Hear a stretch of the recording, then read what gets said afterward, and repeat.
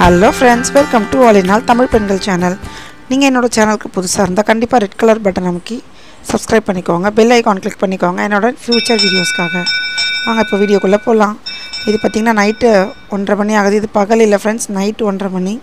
எங்களுக்கு மறுநாள் காலையில் 6 o'clockலாம் வீட்டிலேருந்து கிளம்பணுன்றதுக்காக நாங்கள் டிஃபன் இப்போயே அவங்க ப்ரிப்பேர் பண்ண ஆரம்பிச்சிட்டாங்க. ஒரு 30-40 பேருக்கு டிஃபன் வீட்லேயே அவங்க செஞ்சாங்க. நம்மனா ஹோட்டலில் ஆர்டர் பண்ணுவோம், எல்லாம் பண்ணுவோம். இவங்க எல்லாமே வீட்லேயே செஞ்சு கொண்டு போயிடுறாங்க. அங்கே போய் தான் டிஃபன் சாப்பிட போகிறோம். அங்கே அப்புறம் அவங்க போஸ் கொடுத்துட்ருக்காங்க. ஸோ அவங்க வீட்லேயே இங்கேருந்தே டிஃபன் ப்ரிப்பேர் பண்ணி கொண்டு போகணுன்ட்டு பொங்கல், இட்லி, சாம்பார், சட்னி, அப்புறம் கேசரி எல்லாமே நாங்கள் செஞ்சு கொண்டு போயிருந்தோம். இது மறுநாளுக்காக இஞ்சி பூண்டு பிரியாணிக்காக இஞ்சி பூண்டு பேஸ்ட்டுக்கு இப்போயே ரெடி பண்ண ஆரம்பிச்சிட்டாங்க. சாம்பார் ஒரு பக்கம் கொதிச்சிட்ருக்கு. பாருங்கள், நைட்டு 1:30 மணிக்கு எவ்வளோ ஜாலியாக சிரித்து பேசிட்டு வேலையை செஞ்சிட்ருக்காங்க. நான் சொன்னேன் பார்த்திங்களா, பெரிய குவான்டிட்டியாக செய்கிறதுலாம் அவங்க வெளியிலேயே முடிச்சிடுறாங்க. கொஞ்சம் கொஞ்சமாக செய்யணுன்ற வேலையெல்லாம் அதான் வீட்டுக்கு நார்மலாக சமைக்கும் போது உள்ளே செய்கிறாங்க. ஏதாவது தேவைக்கு அந்த மாதிரி சமைக்கும் போது வெளியில் செய்கிறாங்க. உள்ளே கேசரிக்காக ப்ரிப்பேர் பண்ணிகிட்ருக்காங்க. அவ்வளோதான், சாம்பாரை தாளித்து கொட்டி ரெடி ஆயிடுச்சு.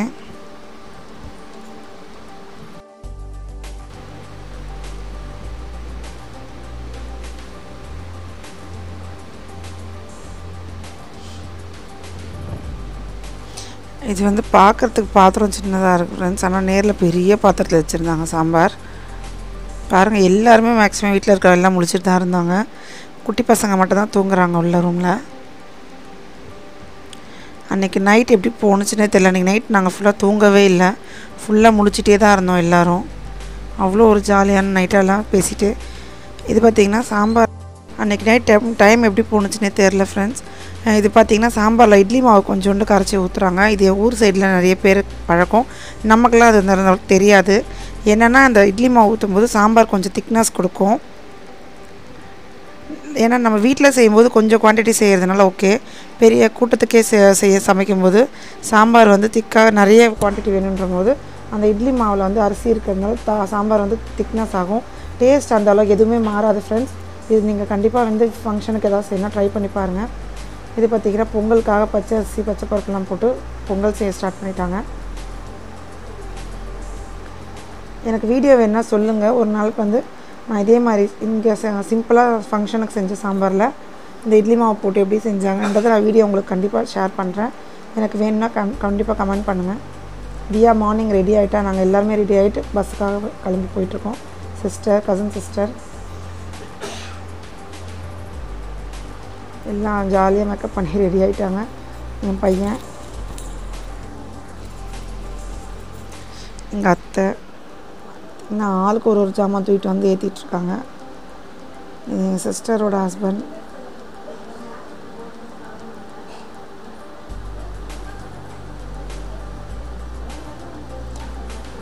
நம்ம வீட்டில் இருந்து கெஸ்ட்டு மட்டும் இல்லாமல் இன்னும் வெளியில் நிறைய ரிலேஷன்ஸ் எல்லாருமே காலையில் வந்துட்டாங்க. பாருங்கள், தெரியும் உங்களுக்கு எவ்வளோ பெரிய கூட்டம்னு.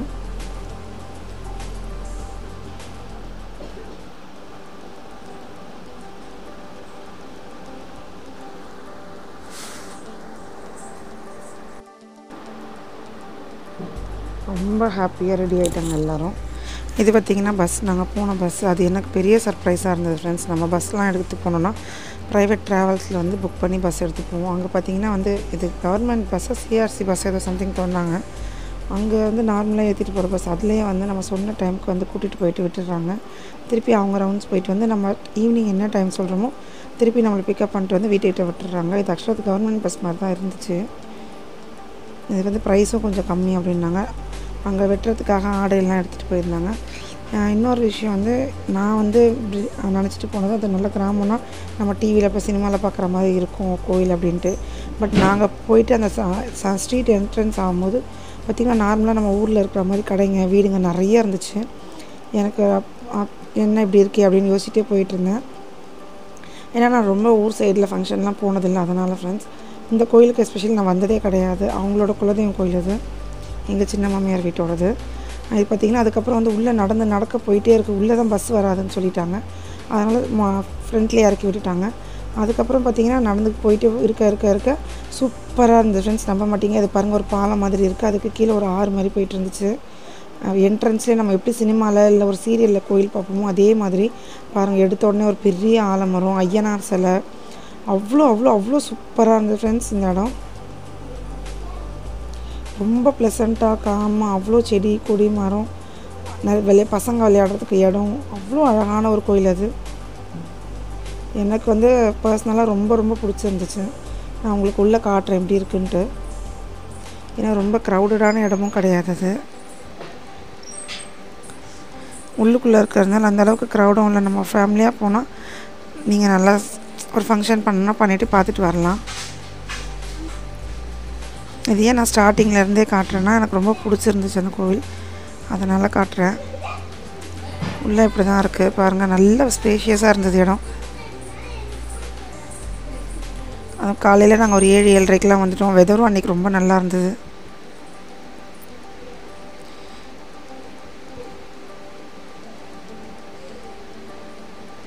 இதே நான் ஃபுல்லாக உங்களோட ஷேர் பண்ணுறேன். நிறைய பேர் வந்து நம்ம சென்னையிலே இருந்திருப்போம். இதெல்லாம் வந்து நம்ம சும்மா டிவியில் அந்த மாதிரி தான் பார்க்குறது உண்டு. நானுமே அப்படி தான். ஸோ நான் இப்போ போய் பார்க்கும்போது இந்த வீடியோ பார்க்குறவங்களுக்கும் வந்து ஒரு ஊருக்கு போயிட்டு வந்த மாதிரி ஒரு ஃபீலிங், ஒரு ரிலாக்ஸேஷனாக இருக்கும். ஸோ அதனால் நான் எல்லாத்தையுமே உங்களோட நான் ஷேர் பண்ணிக்கிறேன். இது நாங்கள் செஞ்சு கொண்டு வந்த மார்னிங் டிஃபனு, இட்லி எல்லாமே வீட்டில் ப்ரிப்பேர் பண்ணது தான் ஃப்ரெண்ட்ஸ். சூப்பர் எம்மியாக இருந்தது. ஏன்னா நைட்டு ஃபுல்லாக முழிச்சிட்டே இருந்ததுனால எங்களுக்கு ப்ரீவியஸ் டே வந்து ஒரு பெரிய நாள் மாதிரி தெரிஞ்சிச்சு, ரொம்ப நேரம் இருந்த மாதிரி.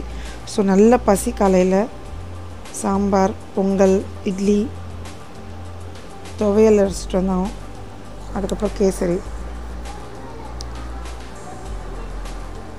நல்லா காலையில் என்ஜாய் பண்ணி போனோன்னு உட்காந்து சாப்பிட்டோம்.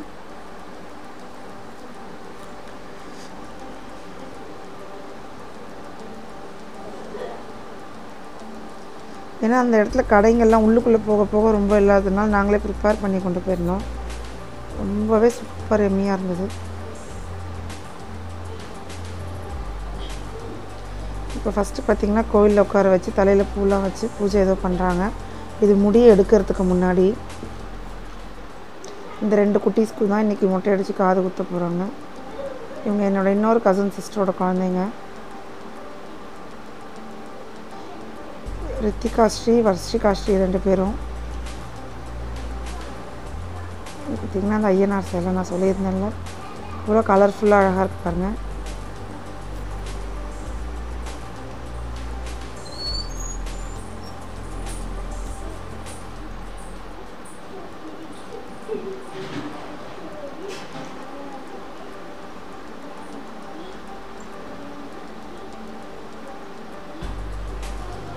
இப்போ முடியெடுக்க ஸ்டார்ட் பண்ணிட்டாங்க மொட்டை அடிக்கிறதுக்கு.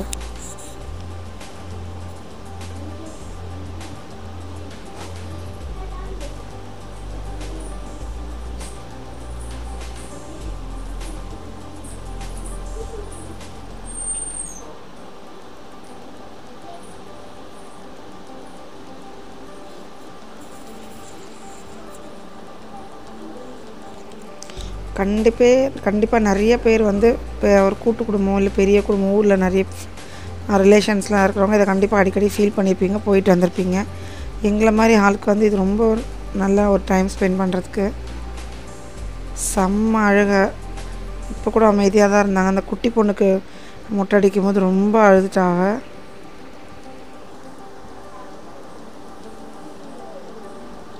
ஸோ இந்த மாதிரி அக்கேஷன்லாம் லீவ் போட்டுட்டு போகணுமான்ட்டுலாம் நீங்கள் நினைக்காதீங்க ஃப்ரெண்ட்ஸ். நிறைய பேர் இருப்பீங்க, நான் சொல்கிறது சில பேர் பிடிக்காம கூட இருக்கலாம், ஏன் இவங்க இப்படி சொல்கிறாங்க அப்படின்ட்டு. பட் வந்து அங்கே போய் டைம் நம்ம ஸ்பெண்ட் பண்ண டைம் ரொம்பவே நல்லா இருக்குது ஃபேமிலியோட. இது குட்டி பொண்ணு செம்ம அழுக.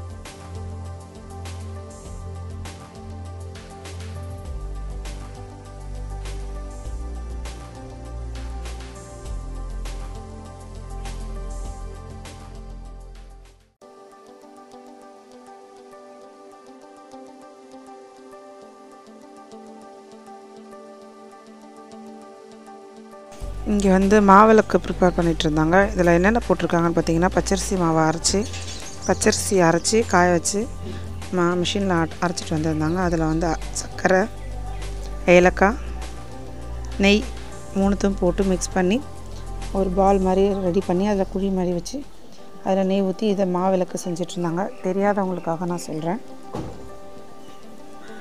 ஸோ இதில் தான் விளக்கு போடுவாங்களாம்.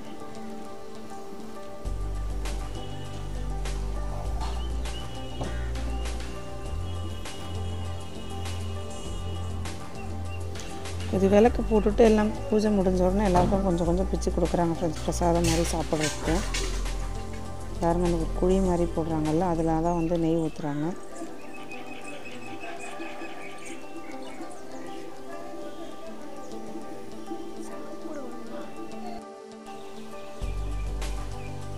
எவ்வளோ அழகாக செஞ்சுட்டாங்க பாருங்கள் ஃப்ரெண்ட்ஸ். இதில் இப்போ நெய் விட போகிறாங்க.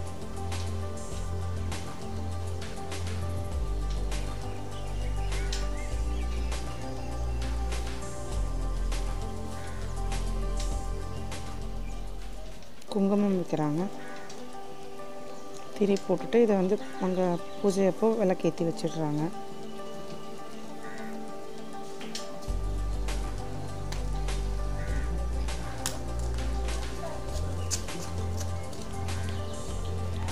நடுவில் வந்து கொஞ்சம் வாய்ஸ் டிஸ்டர்பன்ஸ் இருந்தால் நான் சாரி. நான் இங்கேருந்தே நான் ரெக்கார்ட் பண்ணது வாய்ஸு. ஸோ அங்கே நிறைய பேர் வந்துட்டு போயிட்டுருந்தாங்க. ஸோ அதனால் நடுவில் கொஞ்சம் சவுண்டு ஏதாச்சும் வந்துச்சுன்னா சாரி.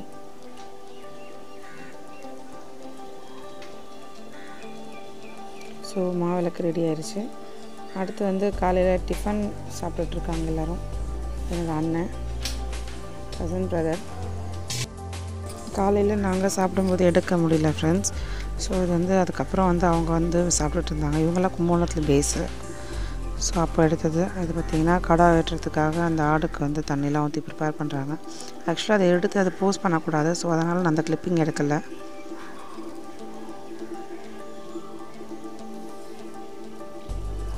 ஸோ 2 ஆடு வெட்டினாங்க அன்றைக்கி.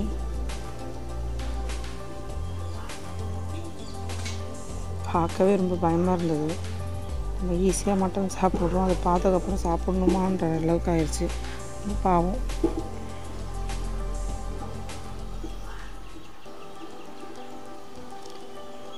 ஸோ கடை வெட்டியாச்சு, முட்டை அடித்தாச்சு. இப்போ காது குத்துற ஃபங்க்ஷன். இது பார்த்திங்கன்னா அங்கேயே ஒரு மண்டபம் மாதிரி போட்டிருக்காங்க. ஸோ அதில் உட்காந்து நம்ம ஃபங்க்ஷன் பண்ணிடலாம். ரொம்ப அழகாக போட்டிருந்தாங்க. பார்த்திங்கன்னா பெண்ணால் மார்க் பண்ணிவிட்டு அவளுக்கு அது வரைக்கும் தெரியல குத்த போகிறாங்கன்ட்டு ரொம்ப அழகாக உட்காந்து காட்டிகிட்டு இருந்தா.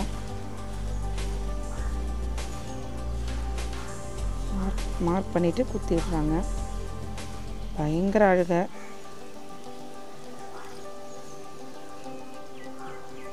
என் சிஸ்டர் எல்லாருமே ஃபுல்லாக போட்டால் நல்லாயிருக்கும்னு ஃபீல் பண்ணோம். ஸோ நான் அதனால் ஸ்டார்டிங்லேருந்து எண்டிங் வரைக்கும் ஃபுல்லாக கவர் பண்ணி போட்டிருக்கேன்.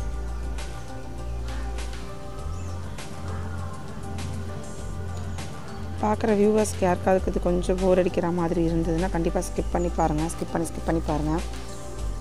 ஸோ நிறைய பேருக்கு வந்து நேட்டிவாக நிறைய விஷயம் பண்ணுறது பார்க்குறதுலாம் ரொம்ப பிடிக்கும். எனக்கு வந்து நிறைய விலாகர்ஸ் போடுற ட்ராவல் விலாக் அதெல்லாம் பார்க்க பிடிக்கும். ஏதாவது ஃபங்க்ஷன் மாதிரி இருந்ததுன்னா. ஸோ நான் ரொம்ப ரசித்து பார்ப்பேன். நான் அதனால் வந்து இதை கவர் பண்ணி போட்டிருக்கேன். பிடிச்சிருந்தா கண்டிப்பாக இந்த வீடியோ 2 வரையும் பாருங்கள். காது குத்துறாங்க.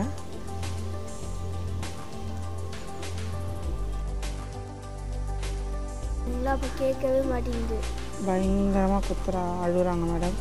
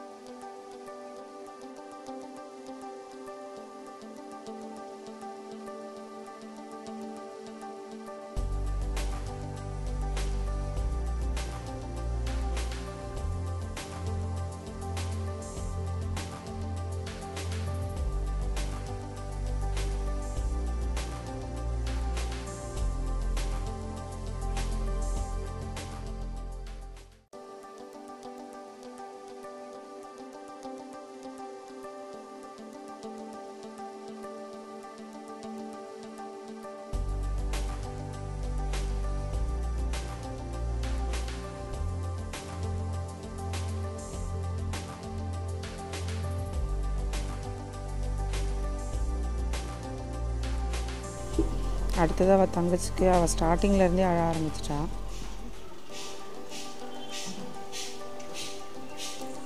செம்ம க்யூட்டாக இருந்தாங்க முட்டை அடித்ததுக்கப்புறம்.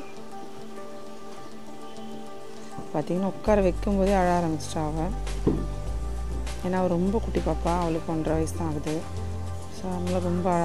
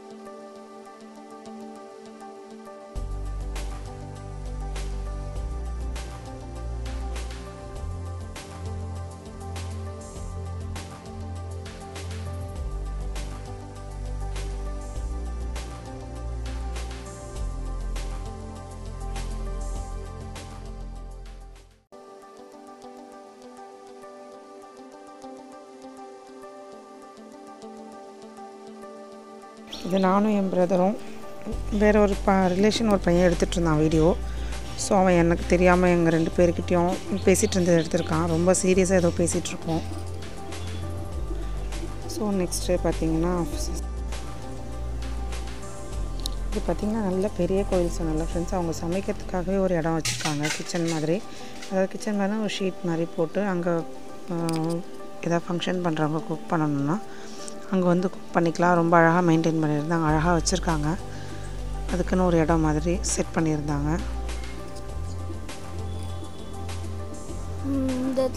பார்த்திங்கன்னா சிக்கன் ரெடி ஆகிட்டுருக்கு. இது வந்து அந்த பலி கொடுத்த கோழி, அதனால் அது மட்டும் தனியாக செஞ்சிட்ருந்தாங்க கொஞ்சமாக. மற்றபடி பிரியாணி, சிக்கன் மசாலா, அப்புறம் தால்ச்சா, அப்புறம் டொமேட்டோ ஜாமுன்னு ஒன்று செஞ்சுருந்தாங்க ஃப்ரெண்ட்ஸ். அது சென்னையில் நிறைய நம்ம பார்த்துருக்க மாட்டோம். இங்கே பிரியாணியோட அது இனிப்பாக இருந்தது, ஜாம் மாதிரி தான் இருந்தது. தக்காளி, வெல்லம். ஸோ சமையல் ரெடி ஆகிட்டுருக்கு, அதை நான் உங்களுக்கு காட்டுறேன். இங்கே சமையல் செய்கிறதுக்காகவே ஒரு ஓரமாக ஒரு கிச்சன் செட்டப் மாதிரி போட்டிருந்தாங்க. கிச்சன் மீன்ஸ் ஒரு ஷீட் மாதிரி போட்டு நம்ம ஃபங்க்ஷன் தேவை வைக்கிறவங்க வந்து சமையல் ஆளை கூட்டிகிட்டு வந்து அங்கே அழகாக வச்சு சமைச்சிக்கலாம். அதனால் நல்லா ரெடி பண்ணியிருந்தாங்க. இன்றைக்கான மெனு பார்த்திங்கன்னா மட்டன் பிரியாணி, மட்டன் தால்ச்சா, அதுக்கப்புறம் சிக்கன் மசாலா பண்ணியிருந்தாங்க. அப்புறம் ஸ்பெஷலாக ஒரு டிஷ் பண்ணியிருந்தாங்க. அது என்னென்னா பார்த்திங்கன்னா டொமேட்டோ ஜாம் அப்படின்னு சொல்லியிருந்தாங்க. தக்காளி ஜாம், தக்காளி, பேரிச்சம்பழம், சீன், சர்க்கரை, முந்திரி பருப்பு இதெல்லாம் போட்டு அது என்னென்னா ஜாம் மாதிரி தான் இருந்தது சீரியஸாகவே. ஆனால் அதை போய் எப்படி பிரியாணிக்கு தொட்டு சாப்பிட்றது அப்படின்னு நாங்கள் யோசிச்சுட்டு இருந்தோம். பட் பிரியாணியில் வந்து லேசாக அதை தொட்டு சாப்பிடும்போது அது ஒரு வேறு டேஸ்ட்டாக இருந்தது ஃப்ரெண்ட்ஸ். ரொம்பவே சூப்பராக இருந்தது. பிரியாணி ரெடி ஆகிடுச்சு. ஆனால் ரொம்ப லேட் ஆகிடுச்சு எங்களுக்கு. இது தால்ச்சா செய்கிறதுக்காக பிரியாணியில் இருக்க எலும்பு அதெல்லாம் எடுத்து வேக வச்சுருந்ததை எடுத்து அதை தால்ச்சாவில் மிக்ஸ் பண்ணி செஞ்சுருந்தாங்க. அன்றைக்கி அவங்க செஞ்சுருந்தது வந்து சீரக சம்பா அரிசி தான், பாஸ்மதி ரைஸ் கிடையாது. ஏன்னா ஊர் சைடில் எல்லாருமே சீரக சம்பா அரிசி போட்டு தான் செய்வாங்க. ஸோ கண்டிப்பாக வந்து இந்த வீடியோ உங்களுக்கு பிடிச்சிருக்கும்னு நினைக்கிறேன். ரொம்ப டயர்டாகிட்டோம். 4 மணிக்கு மேலே தான் நாங்கள் சாப்பாடே சாப்பிட்டோம். வெங்காய பச்சடிக்காய் எல்லாம் போட்டு எல்லாம் ரெடி பண்ணி சூப்பராக இருந்தது. ஸோ கண்டிப்பாக வந்து ரொம்ப பிடிச்சிருக்கும்னு நினைக்கிறேன். என்னோட நீங்கள் ட்ராவல் பண்ண மாதிரி உங்களுக்கு ஒரு ஃபீலிங் வந்திருக்கும்னு நினைக்கிறேன். ஸோ இந்த வீடியோ பிடிச்சிருந்ததுன்னா கண்டிப்பாக லைக் பண்ணுங்கள், ஷேர் பண்ணுங்கள். என்னோடய சேனலுக்கு சப்ஸ்கிரைப் பண்ண மறக்காதீங்க ஃப்ரெண்ட்ஸ். ஃப்யூச்சரில் நான் நிறைய வீடியோஸ் பார்க்கணுன்னு நினச்சிங்கன்னா என்னோடய பெல் ஐக்கான் கிளிக் பண்ணிக்கோங்க. என்னோடய ப்ளேலிஸ்ட்லேயும் நிறைய வீடியோ ஆட் பண்ணியிருக்கேன், பாருங்கள். ஸோ கண்டிப்பாக உங்களை நெக்ஸ்ட் வீடியோவில் மீட் பண்ணுறேன் ஃப்ரெண்ட்ஸ். பாய் பாய் ஃப்ரெண்ட்ஸ்.